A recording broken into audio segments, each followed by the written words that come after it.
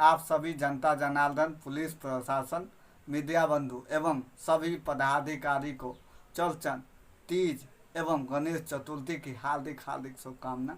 मैं मनीष सिंह, युवा विधायक प्रत्याशी हायाघाट। दरभंगा एम्स को लेकर क्या है उनकी प्रतिक्रिया? जी बताइए, दरभंगा एम्स कितना जरूरी क्या, बहुत ज़रूरी है। दरभंगा में ही नहीं, मिथिला के हर लोगों के लिए एम्स बहुत ज़रूरी है और दरभंगा में एम्स होना चाहिए। ये स्वीकृति मिल चुकी थी, लेकिन ये राजनीतिक षड्यंत्र के कारण कहीं ना कहीं मिथिला एम्स जो है अभी रुका हुआ है। जी, जिस स्थल पे अभी बैठे हैं, धरना चल रहा है, उस स्थल पे करोड़ों की मिट्टी भराई हुई। इसमें कहीं ना कहीं बंटर बाट लग रहा है और यहाँ के बाद वहाँ चला गया एम्स, वहाँ के बाद वहाँ अभी भटक रहा है और दरभंगा की जनता भी एम्स को खोज रही है। क्या कहना चाहेंगे, कहाँ मिलेगा एम्स? देखिए, हम तो खुद ही 10 दिन पहले एम्स खोज रहे थे दरभंगा में कहाँ है, क्योंकि आप ही मीडिया लोगों के माध्यम से हमें भी जानकारी मिली थी कि हमारे माननीय प्रधानमंत्री मोदी जी ने कहा कि दरभंगा में एम्स बन गया। तो हम भी निकल गए, क्योंकि एज ए सोशल वर्कर होने के नाते तो लोग हमरो पूछते न कि एम्स कहाँ है, एम्स दिखाइए, क्योंकि इतना दिन तो DMCH के बारे में पूछा तो DMCH जाके दिखाते थे, अब एम्स के बारे में पूछता तो हम खुद ही पहले एम्स को ढूंढने के लिए निकले, लेकिन हमको तो कहीं नहीं मिला। तो इसीलिए हम यही कहेंगे कि देश की सभी प्रधानमंत्री मोदी जी जब ऐसा भाषण दे सकते हैं तो दूसरा से हम क्या उम्मीद करें।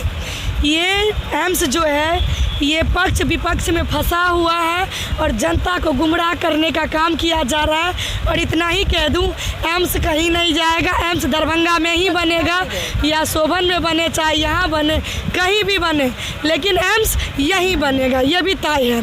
लेकिन आपको पता ही है कि अभी 2024 में चुनाव आने वाला है, 2025 में चुनाव आने वाला है, तो कोई मुद्दा तो चाहिए ना लोगों को फिर रुझान करने का, लोगों को भटकाने का। तो इसीलिए ये मुद्दा अब गर्म होगा 2024 में और 2025 में। तो मैं आपको कह दूं कि जनता बेवकूफ़ नहीं है, अब आप जवाब देगी आपकी हर सवालों का। तो इसीलिए आप लोग भी निश्चिंत रहिए, एम्स दरभंगा में ही है। अपना परिचय? समाजसेवी प्रियंका झा, दरभंगा। एम्स चाहिए तो लड़ना पड़ेगा और लड़ाई रुकी तो एम्स गई। दरभंगा में एम्स बनाना है तो लड़ाई जारी रखिए। क्या नाम हुआ आपका? मेरा नाम अनुपम झा हुआ, मिथिला स्टूडेंट यूनियन से। यहाँ आए हैं आप समर्थन देने के लिए, और मिथिलांचल के जो नारी शक्ति हैं उनके लिए क्या संदेश रहेगा दरभंगा एम्स को लेकर? सबसे बड़ी बात कि आज तो चौथा दिन है, हम लोग तो आना अब शुरू किए हैं। अगर इस पर जल्दी से पहल नहीं हुई, सकारात्मक वार्ता के लिए जो हमारी मांगे हैं उस पर अगर सकारात्मक वार्ता नहीं हुई तो आने दिन वाले दिल में भाइयों क्या, हम सभी नारी शक्ति, मिथिला की जितनी भी नारी शक्ति है वो यहाँ पे उपस्थित होंगी और पूरे मैदान को भर दिया जाएगा और हम लोग प्रतिकार करेंगे। जो मोदी जी एक नंबर का झूठा आदमी है, जो खाली झूठ बोलता है, भाषण में कहे दरभंगा एम्स बन गया, कहाँ बन गया भाई? और यहाँ के सांसद विधायक बताइए, बैनर टंगवा करके एक कार्यकर्ता से 2 कार्यकर्ता से मिट्टी भराई का उद्घाटन का फोटो वायरल कर रहे हैं कि हम वो कर दिए, अभी कहाँ गए? अभी क्यों नहीं आ रहे हमारे अनशनकारी भाइयों बंधुओं का खबर लेने के लिए? कभी क्या अभी उनकी संवेदनाएं मर चुकी है? कहाँ गई उनकी संवेदनाएं? तो उनको आकर के भी पूछना चाहिए, देखना चाहिए कि क्या दरभंगा एम्स की मांग, जो हम लोगों की अभी मांग है, उस पर अगर सकारात्मक वार्ता नहीं हुई, हमारी मांगों पर अगर पहल नहीं किया गया तो इससे जोरदार तरीके से हम लोग प्रतिकार करेंगे और ईंट से ईंट बजाने का काम करेंगे। 2024 की चुनाव आने वाली है और सभी दल अपने अपने प्रचार में लग गए हैं। क्या लग रहा है 24 में अगर मोदी जी के द्वारा अगर शिलान्यास नहीं किया गया तो क्या रहेगा? 40 का 40 सीट जो जीतने का दावा कर रही है बीजेपी, विपक्ष के द्वारा दावा किया जा रहा है कि हम भी किसी से कम नहीं। क्या लग रहा है, जनता जवाब देगी? देखिए, केंद्र सरकार और राज्य सरकार की यह मिली भगत है। केंद्र सरकार राज्य सरकार पर फेंकती है, राज्य सरकार केंद्र सरकार पर, तो यह दोनों की मिली भगत है। कोई नहीं चाह रहे हैं कि हाँ यहाँ पे एम्स बने दरभंगा में, लेकिन अब जनता जाग चुकी है। 8 करोड़ मैथिल आबादी अब जाग चुकी है। अगर एम्स नहीं तो वोट नहीं। वो दिन भी आप 2024 की बात करें, जब 2024 सामने आ रही है, देखिएगा अगर बीजेपी के या कोई अन्य दलों के लोग जाएंगे तो मिथिलावासी एक एक कर ये पूछेंगे कि आप एम्स कब बना रहे हैं? अगर एम्स तभी वोट, नहीं एम्स वोट नहीं। अपना परिचय? मेरा परिचय Anupam Jha, Mithila student union. AIIMS चाहिए तो आपको पूछना पड़ेगा, और जो भी नेता जाएंगे आपके पास वोट मांगने के लिए उनसे एक सवाल ज़रूर कीजिएगा कि दरभंगा एम्स आखिर गया कहाँ, क्योंकि दरभंगा की जनता जगह जगह ढूंढ रही है दरभंगा एम्स को। मोदी जी के द्वारा जिस दिन भाषण में कहा गया कि दरभंगा एम्स बना दिया गया है, उस दिन से दरभंगा की जनता हर गली गली हर चौराहे पे दरभंगा एम्स को ढूंढने में लगी है। आप देख सकते हैं कि मिथिला स्टूडेंट यूनियन जो मिथिलांचल का सबसे बड़ा संगठन है, वो आज आमरण अनशन पे बैठे हैं और हालत देख सकते हैं सेनानी का किस प्रकार बिगड़ रहा है। ना डॉक्टर के द्वारा यहाँ पहुँचा जा रहा है, ना इनका शुद्ध लिया जा रहा है, ना कोई पूछने के लिए आ रहा है जनप्रतिनिधि आखिर क्या होगा और कब बनेगा दरभंगा एम्स, जानेंगे। जी क्या कहना चाहेंगे दरभंगा एम्स को लेकर? जी बनना चाहिए। तो क्या लग रहा है अटकलें जो आ रही है, यहाँ नहीं वहाँ, वहाँ नहीं वहाँ, क्या लग रहा है कि ये नेताजी जो आ रहे हैं भाषण दे रहे हैं, एक दूसरे पर थोप रहे हैं कि मेरी नहीं उनकी है, उनकी नहीं उनकी है, क्या लग रहा है 2024 के क्या रहेगा रिजल्ट? देखियो एम्स बनवाक चाहिए, जनता के ऐसा नहीं मतलब से कत्ता बनवाक चाहिए, जनता के मतलब से एम्स बनवाक चाहिए, चाहे एतऽ बने या ओतऽ बने। एहन तो नहीं है कि एतऽ बनते इलाज नहीं हेतै ओतऽ बनते इलाज हेतै। जनता के चाहिए एम्स, और जनता बात समझ रहल छै कि चुनावी राजनीति के चक्कर में एकरा लटकायल जा रहल छै, तो जनता आप प्रतिकार एकर करते। अपन परिचय? अनूप मैथिल, संस्थापक अध्यक्ष MSU। दरभंगा या मिथिलांचल की जितने भी जो बीमार होते हैं, जो पेशेंट हैं, उनको दिल्ली जाना पड़ता है या पटना का सहारा लेना पड़ता है। अगर मिथिलांचल का जो हृदय स्थली माना जाता है दरभंगा, अगर यहाँ बनेगा तो कितना फ़ायदा मिलेगा? नहीं, ये तो कहने वाली बात नहीं है कि बनेगा तो कितना फ़ायदा होगा। अभी तो विषय ये है कि 2015 में केंद्रीय कैबिनेट ने जो बिहार को एक सौगात के रूप में एम्स दिया, और नीतीश कुमार को हम धन्यवाद देना चाहेंगे कि वो बिहार का एम्स था और नीतीश कुमार वो दरभंगा को दिए। तो 15 से 23 8 साल बीत गया, लेकिन वो रास्ते में भटक गया है, कहीं पता नहीं है। और सारे राज्यों में आप देखेंगे जहाँ और सारे राज्यों को एम्स का सौगात मिला ना, वहाँ बन गया। यहाँ बगल में देवघर में बन के तैयार है वहाँ का, और जहाँ नहीं बना है वहाँ बनने के करीब है, मतलब महीने 2 महीने 4 महीने में बन के तैयार हो जाएगा। यहाँ तो अता पता ही नहीं है कि क्या होगा, संशय की स्थिति बनी हुई है। कुछ थी भी तो वो भी अब अधर में लटका हुआ नजर आ रहा है। तो अति हो गया है, निश्चित रूप से जनमानस से जुड़ा हुआ मुद्दा है। सारे लोग हमको इस पर राजनीति नहीं होनी चाहिए। ये भाजपा JDU इसको किसी परिधि में देखना भी नहीं चाहिए, किसी जाति के परिधि में, किसी राजनीतिक दल के परिधि का चीज़ है नहीं। ये तो 8 करोड़ जो जनमानस है मिथिलांचल का, उसके भावना से जुड़ा हुआ मुद्दा है, जनहित से जुड़ा हुआ मुद्दा है। इसको इस सब दायरे से बाहर होकर देखना चाहिए, राजनीति से इसको अलग होकर दे। अब 8 साल कम होता है, 8 साल इनफ, 8 साल इज़ इनफ टाइम। मतलब 8 साल बीत गया, आप सोच रहे हैं और कहीं पता नहीं है आज भी क्या होगा नहीं होगा, कुछ कोई कहने के लिए कोई, आप किसी से पूछ लीजिए, मुख्यमंत्री जवाब देने की स्थिति में नहीं है, केंद्रीय स्वास्थ्य मंत्री को पूछ लीजिए तो वो जवाब देने के लिए स्थिति में नहीं है, आप यहाँ के MP में मतलब किसी से आप प्रश्न करिए तो संशय की स्थिति बनी हुई है। कोई ऐसा लोग नहीं है जो सही जवाब आपको दे पाए कि क्या होने वाला है आने वाले समय में एम्स का। तो निश्चित रूप से ये दुर्भाग्यपूर्ण है।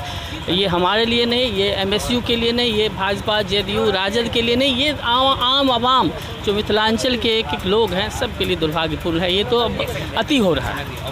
नीतीश जी जब बीजेपी से अलायंस था उनका, फिर ये DMCH परिसर, जिस परिसर में हम लोग बैठे हुए हैं, वहाँ की स्वीकृति दी गई, करोड़ों की यहाँ मिट्टीकरण हुआ, और फिर जब पलटी मारे हैं बाद में उनका मंशा बदल गया कि अब वहाँ बनेगा वहाँ बनेगा।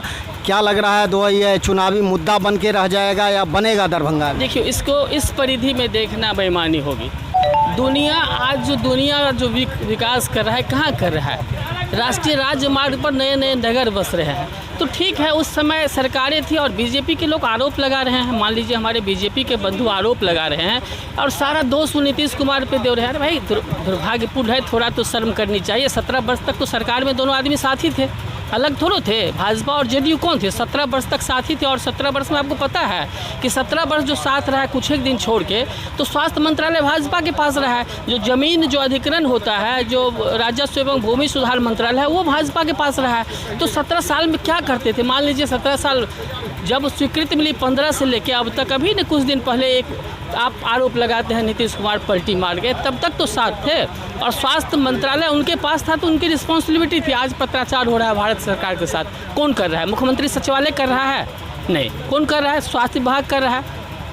तो स्वास्थ्य विभाग निकम्मा था ना, भाजपा के साथ था, तो उनके ऊपर उंगली नहीं उठेगी। वो क्यों जिम्मेवारी से भागते हैं? सारा उंगली अगर उठना चाहिए तो स्वास्थ्य विभाग जो भाजपा 17 वर्षों तक स्वास्थ्य विभाग उसके जिम्मे था, और वो नीतीश कुमार को ऊपर दोषारोपण कर रहा है। एक 15 में जो भारत सरकार सौगात दिया, 20 में कैबिनेट से अप्रूवल। अरे आपके पास मुद्दा, कैबिनेट में मुद्दे कैसे जाते हैं? विभाग लेके जाता है ना, ऐसा नहीं है। विभाग, स्वास्थ्य विभाग अपने मुद्दे लेके जाते हैं, शिक्षा विभाग अपने मुद्दे लेके जाते हैं, भूमि राजस्व विभाग, सब विभाग के अपने अपने मुद्दे होते हैं।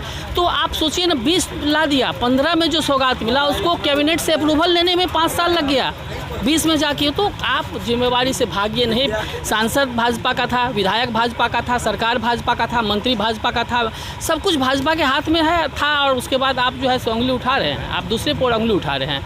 आपको लगता है कि यहाँ के सारे जनता मूर्ख है? बिल्कुल नहीं है। और मैं आपको कह रहा हूँ, अनूप जी ने सही कहा कि एम्स बनना बिल्कुल ज़रूरी है, लेकिन ये मेरा व्यक्तिगत राय है, बहुत सारे लोग हमारी इस राय से इत्तेफाक नहीं रखेंगे। वो जो जगह है, वह जगह निश्चित रूप से एम्स के लिए क्या मानक क्या है? एम्स का मानक है कि मिनिमम 200 एकड़ ज़मीन चाहिए एम्स को, मैं आपको बता रहा हूँ। और डीएमसीएच के पास अभी जो जिला पदाधिकारी महोदय जो सीमांकन करवाए हैं, उसमें 224 एकड़ ज़मीन ये पूरा सीमांकन हुआ है, तो इसका जो माप हुआ है वो 224 एकड़ है।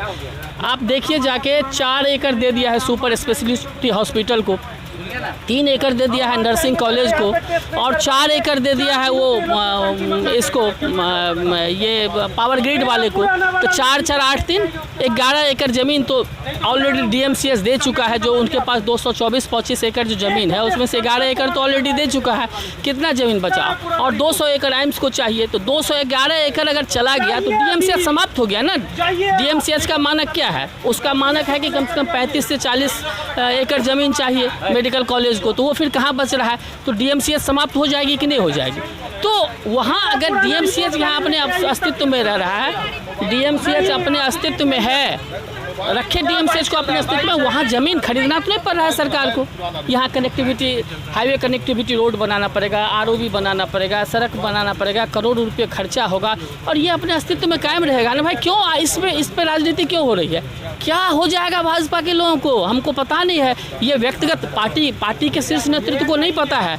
ये व्यक्तिगत जो यहाँ के एमपी हैं, उनका व्यक्तिगत मुद्दा है, वो इसको भटका रहे हैं, अटका रहे हैं, लटका रहे हैं। वो ज़मीन सभी दृष्टिकोण से एम्स के लिए वो ज़मीन जो है उपयोगी है। डीएमसीएच यहाँ अपने अस्तित्व में रहे, डीएमसीएच भी अपने अस्तित्व में रहेगा। इतना पुराना हॉस्पिटल है, अगर यहाँ एम्स बनेगा तो आपको मैं बता रहा हूँ 10 वर्ष के बाद डीएमसीएच समाप्त हो जाएगी। कहाँ रहेगा? डीएमसीएच के पास ज़मीन ही नहीं बचेगी ना, डीएमसीएच रहेगा कहाँ? इसीलिए इन सब बातों को भूल के, ठीक। और मैं व्यक्तिगत रूप से मैं उस ज़मीन का जो शोभन के पास है, राष्ट्रीय राजमार्ग पर है, वहाँ कनेक्टिविटी है, लोग आ सकते हैं, चारों बगल से आ सकते हैं। यहाँ हम लोग दरभंगा रेलवे स्टेशन से लहरियासराय पहुँचने में 1 घंटा लग जाता है भाई। पूरे क्या कितनी जाम होगी, क्या क्या होगा पता है? तो क्या इसमें क्या दिक्कत है? इसको इशू बनाने का क्या मतलब है? सरकार का काम है ज़मीन देना, सरकार का काम है ज़मीन डेवलप करके देना, सरकार का काम है ज़मीन को जो उसका सौंदर्यीकरण होता है भरा के देना। बिहार सरकार तैयार है, आप क्यों अरंगा लगा रहे हैं? वो ज़मीन उपयुक्त ज़मीन है, वहीं होना चाहिए, ठीक। और अब अति हो रहा है, जितना जल्द हो उतना जल्द होना चाहिए। परिचय? मेरा नाम अनिल कुमार झा हुआ, और अभी 2020 में हम स्नातक विधान परिषद का यहाँ से चुनाव लड़े थे, राष्ट्रीय जनता दल के कैंडिडेट के रूप में, दरभंगा स्नातक विधान परिषद से। धन्यवाद आपका। दोस्तों, मिथिला के हर बच्चे, हर नौजवान, हर महिला, सबको जागना पड़ेगा। अगर दरभंगा एम्स चाहिए तो लड़ना पड़ेगा। बार बार कहता हूँ, बने रहिए दरभंगा तक में। मिलते हैं अगले खबर के साथ, तब तक के लिए जय हिंद।